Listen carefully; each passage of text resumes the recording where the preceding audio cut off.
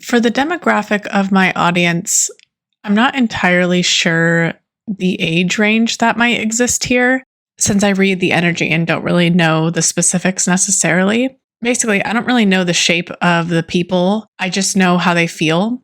Age and energy is kind of irrelevant because younger souls can actually hold more experiences and give me more powerful reads. I suppose I could look at analytics, but I worry sometimes that learning too many details could shape my bias and beliefs a little too much, and I don't want to interfere with the messages, so I try not to do that. I know it's kind of strange to start off a message by rambling about demographics like I just did. And so you're probably like, okay, interesting way to say hello or to start a message. But the reason I say all that is today's message actually starts with a vivid visualization from what feels like high school, a high school environment of all things. And I don't know the age range of who I'm really speaking to necessarily, but the reason why I brought this up at the beginning is depending on your age right now, it could change the way this visualization speaks to you. Like if you're still in high school, I don't know that you'll understand the description very well, but maybe I could describe it well enough so you can immerse yourself into it. But this is mostly speaking to those who probably have already long since graduated high school and are more of reflecting in that experience rather than in it or about to be in it. I think the visualization setting that I'm being kind of given is intentional because high school is so formative and it's oddly very emotionally turbulent. Like we're just learning to regulate emotion. And so the feeling that I'm getting from the setting is like so powerful and so a little bit awkward. And I think this experience is to bring up a very specific feeling for you guys for your message today. Do you all remember the last day of high school and that feeling? It's oddly specific and it doesn't really repeat very often in our lifetime. Like that last day of high school feeling is like a very rare occurrence that we might not experience very often. It's basically like a feeling, if you haven't had it, where you take a look around at your circumstance that you've been in for a while now and you're like saying goodbye. But the weird part of it is you despised or disliked the circumstance as a whole. Like every day you didn't really like being there and you tolerated it because you knew it was kind of like temporary in the back of your mind. But this feeling, the last day, is very important because you're looking around one last time and it's almost like the environment shifts completely from what you experience. It's not the same everyday experience. This is completely different. People take extra time to talk to you. There's no agenda. There's no to-do list. It's kind of just like focused on this final blissful moment where you almost forget why you hated it in the first place. I think there's a term for that too, like rose-colored glasses. I'm sure we've like named this feeling. You just kind of realize in this situation, you might even miss the people that you never even talked to. You have this one push of energy in this finalized moment. And so today's message, I think, is specifically about this feeling and how rare it is. It's the feeling you get when you leave a place and you take one last good look around, like you're leaving an apartment that you've been in for a few years and you're handing the keys over, or you're doing one last walkthrough, you're moving locations, that feeling of like an energy breakthrough, of like a one last goodbye. And it's a small moment in time where I think we can finally perceive the environment the way it actually is without restrictions of our own obstacles and challenges in the way. And so with this feeling, this last day of high school where everyone kind of like lets their guard down and forgets the human suffering experience, I think Spirit is pointing to this is actually how the experience should be every day. If we lived in a perfect world without bills, being tired, having struggles, all that stuff that we have to deal with, we're able to like kind of finally view something in a way that's unfiltered, that's undistorted. And it only happens in small microdoses like this. And it's usually when we say goodbye or upon reflection of a circumstance. What I think Spirit is pointing to, and for those who are resonating maybe a little bit with us today and this feeling, is this is channeling a group of people where that feeling is going to and on the precipice of coming up for you again. And you might be feeling that, whether you might be planning a move, wanting to move, leaving something you've been in for a while, or being presented some sort of opportunity upcoming. You'll know this is for you because you feel as though your circumstance is reaching an end place, like you've already lived the experience. You've already gotten everything you could out of that experience. And so this temporary place you've been in is now shifting in some way, and you feel that ending. And through this high school visualization, Spirit is showing me the exact feeling of your departure when you do leave, when you take that final walkthrough of this situation, and realizing you might actually miss the comfort, the people, the place, and you haven't felt like that in a really long time. I think where this is a really powerful message is you only get a few of these feelings in a lifetime. It's usually a very huge crossroad moment, an energy breakthrough moment. You don't get these a lot.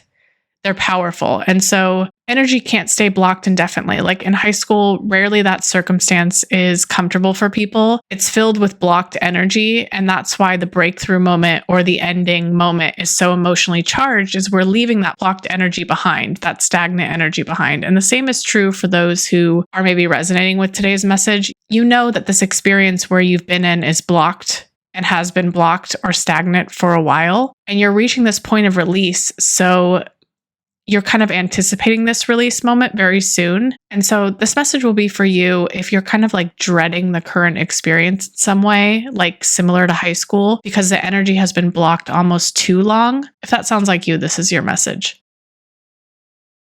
This whole leaving high school energy is incredibly strong here. It's really leading this entire reading.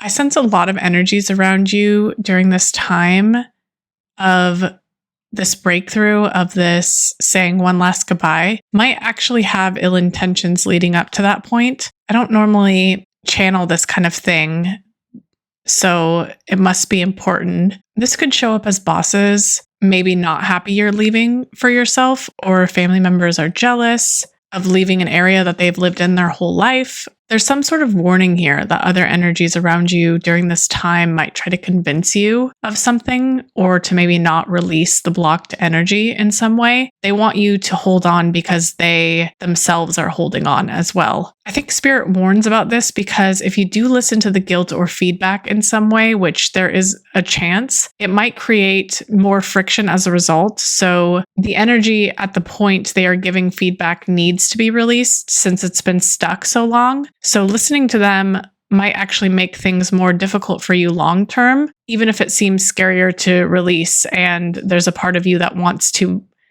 kind of listen to their words. I see there being like doubt at this point. So it's kind of best to anticipate there will be energies that want to keep you blocked during a breakthrough moment of some kind, especially because this will be a large breakthrough. So it will both scare you and those around you who know they aren't brave enough to do what you're about to do. There's also a note here to sleep in white upcoming. I know that is very specific. Hear me out, especially after a breakthrough shift in the physical. So after you experience this whole, let's call it leaving high school moment, because I can't think of a better word, but after that happens for you, ensuring that you're wearing white to bed or lighter colors to bed is pretty important. The color black or darker colors basically absorbs energy, and during your sleep, you're more susceptible to absorbing energies. Sometimes wearing darker colors is actually necessary and it's positive. I'll leave some of that in the description. I'm not going to get too in depth with colors and all of that, but it's crucial for you at this specific time after the threshold, after the high school moment, to shift to white, to shift to lighter colors, because white and lighter colors is higher frequency and it connects all wavelengths. So think of this as kind of like acting as a purifier in the metaphysical for you. The reason it's important at this time is during sleep, like I mentioned, your subconscious is purging, it's releasing stuck energies, but the subconscious usually is delayed to the physical, meaning the actions we do in our waking life take time to reflect to our subconscious. So basically, if and when you decide to make a big change like you're doing, our subconscious is like, oh, okay, great, we shifted. And now we can work on releasing that energy in the metaphysical too, to catch up. So it's kind of like a delayed response to what you're doing in the physical. And that's why usually after big events or life shifts, we have more vivid or crazy dreams. It's the psyche processing that shift in real time that just happens after the event to help purge out those energies of that release. So again, wearing white after your big shift here will help aid the purification process, that release process of that action. So just keep that in the back of your mind. It doesn't have to be forever. You don't have to wear white for the rest of your life to bed. It's connected to the blocked energy point, and it could speed up that process if you want to move through it quicker, if you want to move through that subconscious work faster. Definitely, I feel like a lot of you, the response to this will be more information. So I'll leave that in the description for my detailed lovers. For newbies, be sure to always check out the description. I try to leave notes on what I pull there for you if you are ever interested. What's interesting about the message here today is usually my messages tend to focus on, let's call it past reflection or retrospective perspectives, where the collective is reflecting on their experience, or spirit is presenting a reflective reframe for their experience in some way. Sometimes, or most of the time, my readings are reframing current or past situations for new perspectives and how to move forward in some way. And that's what spirit wants to help with, is your perception. But for this one, spirit focuses actually on future perspective, which I think is very rare. I don't get these very often. This message, I think, wants to provide a sequence preemptively. In other words, there is a draw here to give you like an outline, a map of what to expect as it unfolds. And I think the intention is so you won't misdiagnose it for anything less than real evolution. The reason for providing this map or this outline seems to be that there is a slight tendency when specific people or people like this collective might misdiagnose evolution and perpetuate a cycle longer, meaning like they might assume it's not moving forward because it's not happening a specific way. And so they perpetuate a cycle longer. They keep something going longer than maybe they could advance through. And I think the map here, the outline, the sequence, whatever we'll call it, is going to help you anticipate what's to come more clearly and to not panic if things don't happen linearly or create any assumptions through the non-linear path that might be in front of you. And that is after this high school threshold moment, spirit wants to lay out a sequence for you. And as I say that, I'll get into the map, the outline, whatever we'll call it, the sequence. I want to draw attention first to what comes up here as a false assumption that some of you, that a majority of the collective might have about predictive readers. I kind of get this all the time, and it definitely comes up in channeling. And so let's address it before the predictions or before the outline is given. Is I think most of the time, readers, channelers, psychics, whatever we'll call the people who help guide, is they maybe oversimplify future predictions. And this is where they kind of dangle a carrot and say something's coming, but don't clearly lay out the process of the thing coming. So it doesn't just flip a switch and then everything changes and you get this thing. But when readers explain it that way, what happens is it creates disappointment when it doesn't land that specific flip a switch kind of way. So then the audience, the people who are listening to these messages, get kind of trapped in this cycle of assuming the thing isn't coming. It's not linear like it was explained to me. And so they kind of assume, they make assumptions with that, and it perpetuates the existing cycle longer and can kind of delay it from coming even longer. So this is where the misinformation comes that assumes that readers can't be predictive, right? I mean, there's arguments about free will. There's a lot we can dig into, but it isn't true simply because reality exists as potential fields until observed or acted on. A reader doesn't quote unquote see a guaranteed outcome. They observe the biggest potential early and forecast that. The best way I can describe a predictive reading is it's like a radar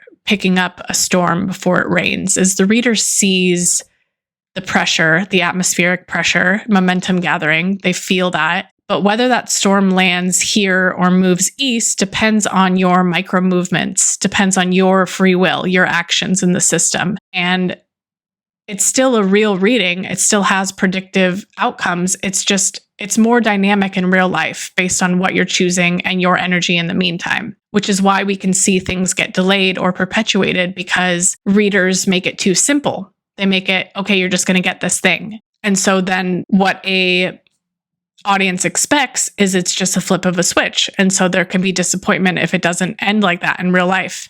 So with all that in mind, after I gave that entire spiel, I'm going to put the arc timeline I see here, and that's given to me in the description for you. It's basically a sequence of events for you that begins with that high school threshold last day moment, however it shows up for you in your real life. And this is to clearly understand what to expect with your shift from that point, to give you an outline, a sequence, some sort of zoomed out perspective. And ultimately, the message here is preemptiveness. With this roadmap, there's a warning here of free will. It's confirming the choice to keep the decisions active for you in some way. So sometimes it is about surrender and about trusting that things are unfolding for you, but sometimes it's about active choice. And the message here today is about knowing when to surrender and when to actively choose with agency. And so I think the reason that it's being presented so literally, so specifically, is knowing this sequence can help restore your agency throughout this process in this timeline arc. So you can more consciously meet the unknown instead of reactively responding to it by reflex. And I think that that's the gift given to you today, is like, instead of making assumptions that the light switch didn't just flip and you didn't just get somewhere, you can kind of see the twists and turns of what happens after a threshold moment peaks, after big change is met, after that last day of high school energy is given to you, and why it's happening that way. This last part is maybe a confirmation to those who already instinctively know to do this, but keep leaving comments. The comments themselves do not have to be anything personal about you. Think of these as energetic nudges. This helps me align to your energy more efficiently and be able to channel for you. And I want to be able to do that.